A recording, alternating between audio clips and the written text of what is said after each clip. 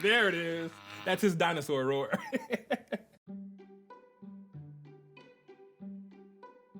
First off, I'm not an expert, but I am a dad. And what I have learned is that that fear is at times just good judgment.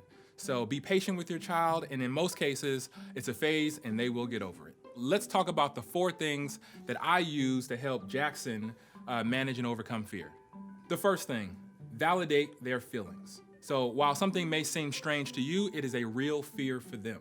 So having them express those feelings and talk about why they may be afraid is very helpful. Number 2, preparation. If you know your child has a doctor's visit in the coming up weeks, he's still roaring.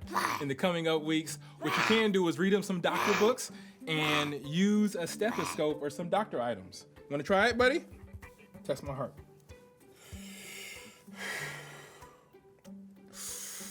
This helps him to understand that it's not scary. So when the doctor does it, it's not that bad. Number 3, positive associations. Create positive associations around things that might seem scary.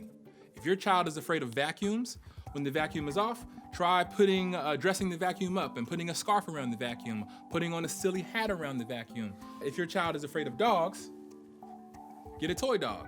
Let them play with it. Woof, woof, woof, woof, woof. Woof, woof, woof, woof, woof. Woof, woof, woof. Woof, woof, woof.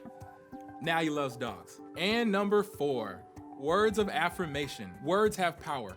So speaking power into your children or teaching them to speak power into themselves.